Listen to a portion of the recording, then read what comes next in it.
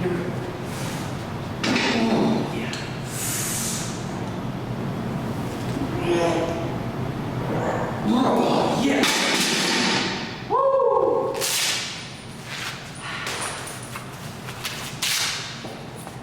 baby.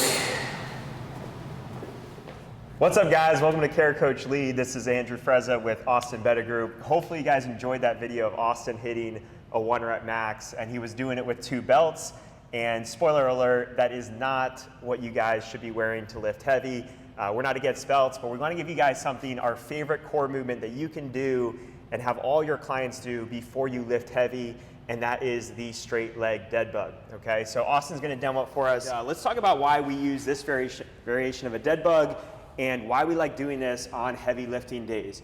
So different core movements that you can do to get fired up for any type of heavy lifting or really any type of day in general. But when you think about heavy lifting, we are doing it with a mostly neutral spine. So we want to do some kind of core prep that is going to reinforce a neutral spine, okay? The other thing that we can do in this is we can start to sync our breathing and our bracing with the rest of our body. And what we're going to do is we're going to teach our body how to breathe and brace and keep stability here while the rest of our body is moving, while our arms are moving, while our legs are moving, which tends to happen in any type of lift or exercise. So Austin's in our dead bug home position, our straight leg dead bug home position. In this position, he's gonna have his legs 100% straight. It's okay there if they're a little bit lower, if his hamstring flexibility is not great. If his hamstring flexibility is really bad, we're gonna actually have him bend at the knees here and just still keep the 90 degrees stacked there. But Austin is flexible enough that we're gonna go ahead and have him straighten his legs. Now the goal on this is to have his entire backside painted to the ground. So head, shoulders, mid back, low back, and even all the way through to his tailbone. So what I want him to do with his hands is to keep his hands neutral and then drive them into the floor like he's doing a heavy bench press. So that's gonna reinforce that entire back painted to the floor. And then from this home position, he's gonna work on his breathing, filling that entire tank so he feels pressure into the ground, he feels pressure up to the sky, so he's getting that 360 degree of pressure. You can relax for a second, Austin. Making you work. We didn't really hear him breathing too hard in the mic, so that's a good thing.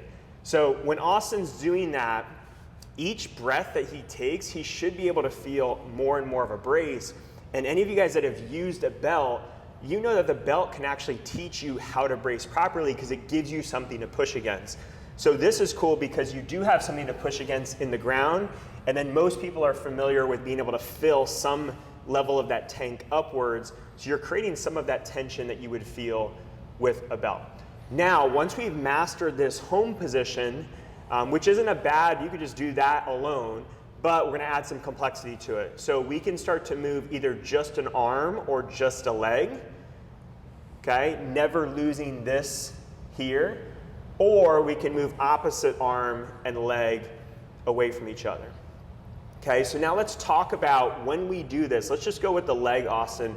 One of the common mistakes that we're gonna see on this is we're gonna start to see some flare out with that foot. So as you go down, most people are gonna start to flare out and create some kind of external rotation with that toe and then come back up. Now what we want to do, and actually I should have talked about this when we start, we want to have the toes pointed back towards us. We want to keep those legs straight, and we want to create some little bit of internal rotation here as we go down. So we're going to try to maintain that as we lower the leg and then back up. Okay, this also really translates to things like running, where we need to have those toes on a track pointing straight ahead. We don't want to be running and having those toes flaring open. You see that a lot where people are losing power, losing speed because they don't have that control in the hips.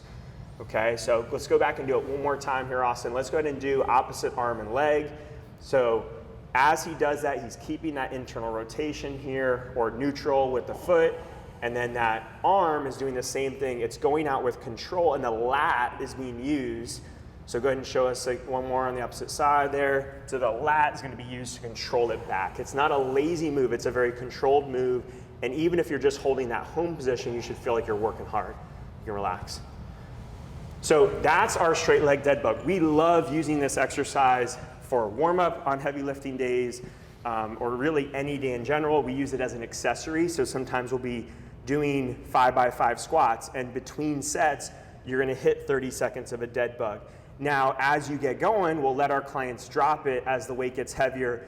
Once it starts to take away from the lift more than it's adding, we'll say, okay, drop that accessory movement, just focus on the back squat or the front squat, whatever that movement is of the day. But use these more often, use them in your warm-ups, use this as a teaching tool for body awareness in the core, in the hips, and for that bracing. All right, anything to add? Nothing. No, you're sweating. Just a little tired. Hopefully you guys enjoyed this. If you have any questions or comments, leave them below, and we'll see you in the next video.